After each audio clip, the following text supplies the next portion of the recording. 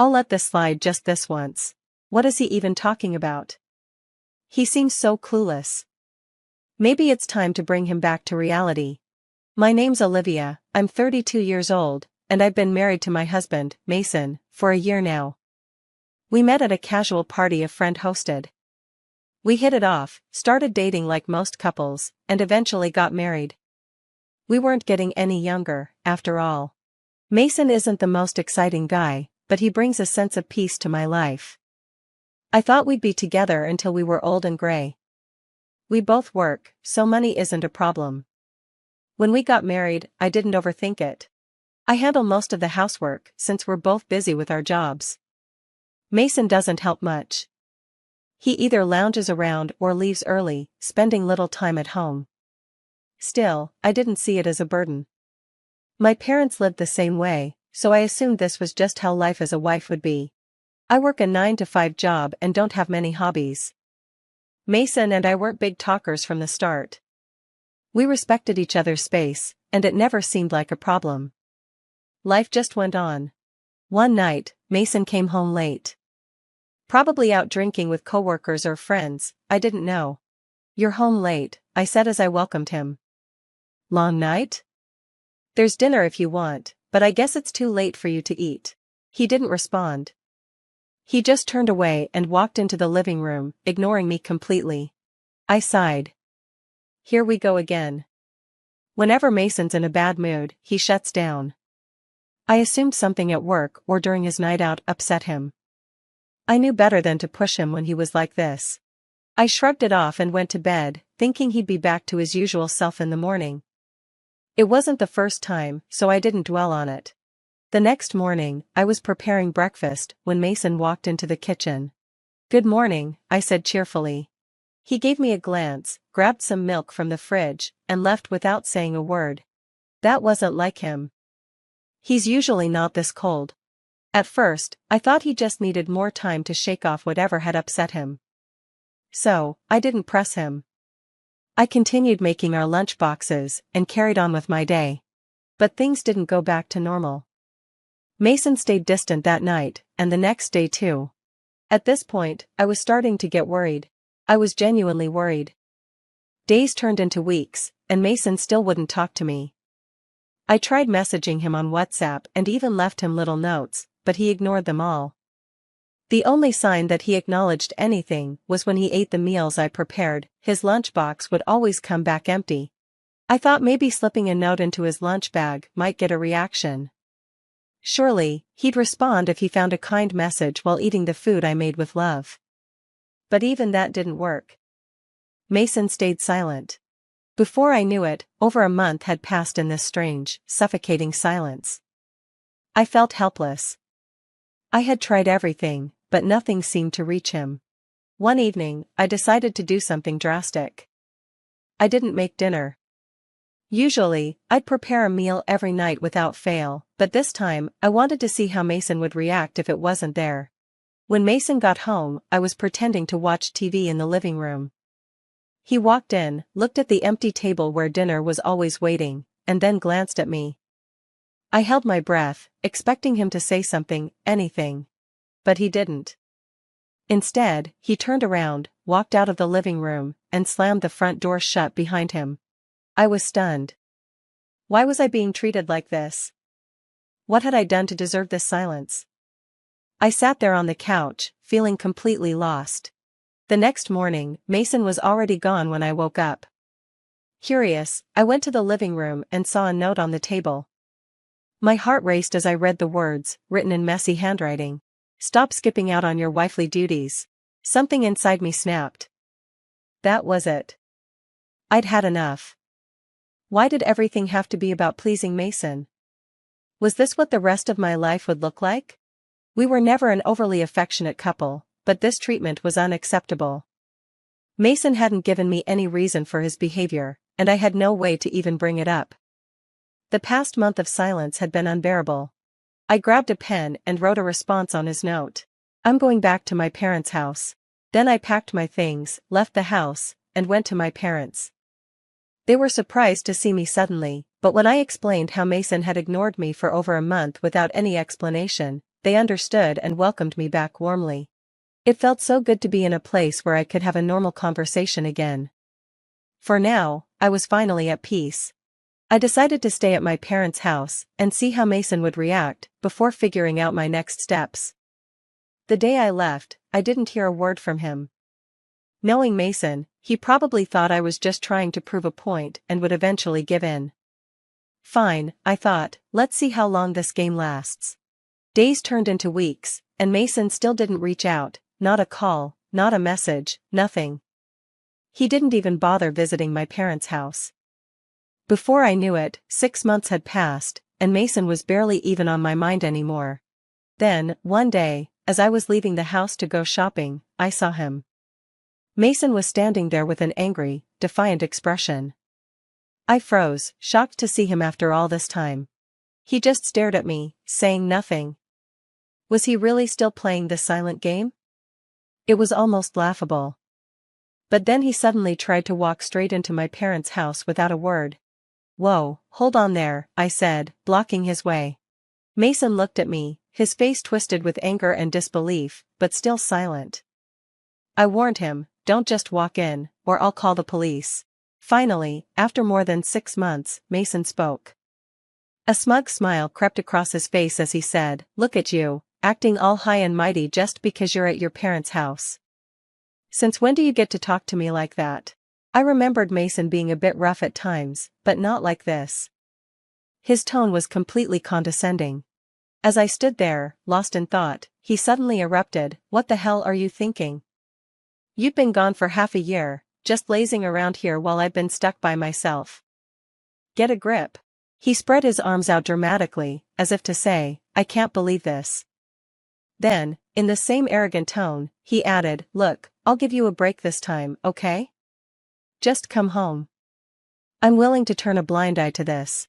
His words were so dismissive, so insulting. I couldn't stay calm anymore. I think you're confused, I said firmly. You and I are strangers now. Mason's face went blank for a moment, then turned bright red with rage. He started yelling again. What the hell are you saying? Have you lost your mind? We're married, aren't we? Stop messing around. His outburst left me speechless for a moment, but he didn't stop. I'm saying I'll forgive you this time, he yelled. So stop fooling around and pack your bags. Hearing those words made my blood boil. He was acting like he was doing me a favor, like I'd done something wrong. The sheer arrogance of it made me angrier than I'd ever been. It was clear Mason had no idea what had really happened during the past 6 months, or how much I'd changed. I'd finally had enough. Mason was still yelling at me when I snapped. I already got divorce papers from your mother, signed them, and filed them with the court. So we're not married anymore. Got it? We're strangers. Total strangers. Understand? I emphasized the word strangers, and Mason's face went pale. He looked genuinely shocked. Here's what had happened. About a month after I moved back to my parents' house, Mason's mother, Helen, called me and asked to meet at a cafe nearby. We were never close, so this surprised me. After some polite small talk, she handed me an envelope. What's this? I asked, tilting my head. Open it, and even you'll understand, she replied coldly. I opened the envelope and pulled out a divorce petition. It was already signed and stamped by Mason. Confused, I looked at her. Helen's glare reminded me so much of Mason's, full of disdain. So, is this Mason's doing? Did he say anything about this to you? I asked, trying to stay calm. Helen sighed dramatically and said, oh, he had plenty to say. Would you like to hear it? Yes, please, I said with a polite smile. Helen then launched into a rant. According to her, Mason had been complaining about me for a while. He told her I was a lazy, useless wife who stopped doing housework after we got married. He claimed I quit my job, lazed around all day, and ran back to my parents' house whenever things didn't go my way, like a spoiled child. Helen's piercing gaze never left mine. It was obvious she believed every word of Mason's lies. When she finished, she asked with feigned innocence, so, what are you going to do? Not that I want to meddle, but you're being pretty awful, you know. By the time I left that cafe, my decision was clear. I smiled at Helen and replied, if he wants a divorce, that's what he'll get. Helen glared at me one last time, threw some money on the table to cover her share, and walked out. I went straight home, signed the divorce papers, and submitted them to the court the very next day. As I finished explaining all of this, Mason's face turned even paler. It seemed he had no idea Helen had followed through on filing the papers. But honestly, I didn't care. I trusted Helen to pass along the signed papers, and Mason clearly had the same idea in mind, he just hadn't expected me to act so quickly. Suddenly, Mason blurted out in a panic, "No. You've got it all wrong. I only filled out those divorce papers to keep my mom off my back. I never intended to file them. They're invalid." He started rambling, making no sense. Then he said, "Besides, you'll be the one who suffers if we get divorced. Let's go to the court right now and have them withdrawn." His words were desperate, but I wasn't about to let him drag me back. I gave Mason a cold, hard stare. Then I tilted my head and asked, "Why would divorce be a problem for me?" Mason suddenly grinned, acting like he had the upper hand. "Think about your age. At your age, with a divorce on your record, no one will want you. That's why I'm saying I'll take you back. This is for your benefit. You should be happy." I couldn't help but roll my eyes at his arrogance. "Listen, Mason. Divorce doesn't just get erased. And for the record, I'm already married to someone else." Mason's jaw dropped. "What? Really? Do you want me to repeat myself?" "I'm married to someone else." Mason looked stunned for a moment, then started ranting. "That's a lie. You're just making that up to get rid of me. You think I'll fall for that?" Before I could respond, someone walked up behind me. It was Noah, my husband. He stepped out of my parents' house, looking confused. Mason froze, staring at the stranger in shock. Noah glanced at me and asked, "Is something wrong?" Feeling awkward, I smiled and introduced them. "Mason, this is my husband, Noah."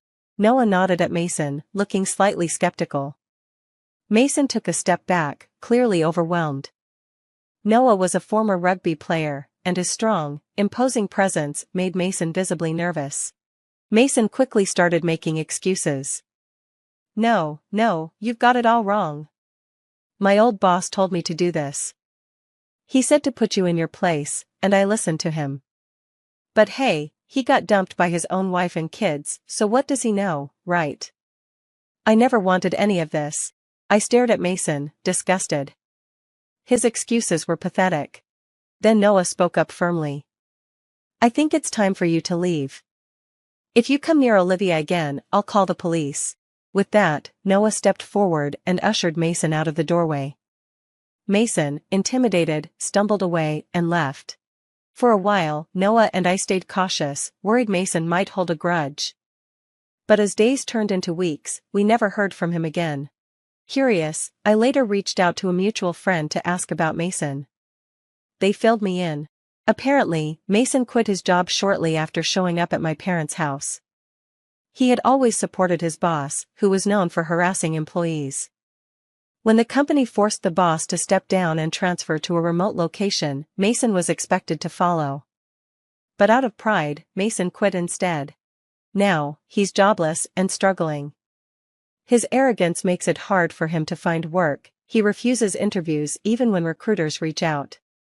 To make matters worse, his mother, Helen, disowned him after learning about his behavior. Our friend sighed, he spends his days drinking and blaming his old manager for everything. Honestly, if he keeps this up, he'll ruin his health before he finds another job. I doubt he'll find another spouse either. We both chuckled at Mason's downfall, then hung up. As for me, my life with Noah has been wonderful. Interestingly, Noah and I were co-workers, and he pursued me after hearing about my divorce. Though I was hesitant to date so soon, his kind and confident nature won me over. We married 6 months later. Noah later admitted that he had always had a crush on me and was heartbroken when I married Mason. I laughed and apologized for not noticing his feelings earlier. Now, Noah helps me around the house, something Mason never did. He always compliments my cooking with a warm smile, and these little things bring me so much joy. I never realized how numb I had become to Mason's indifference. With Noah, I'm living a happy, sparkling life. I'm certain we'll share this joy through our golden years.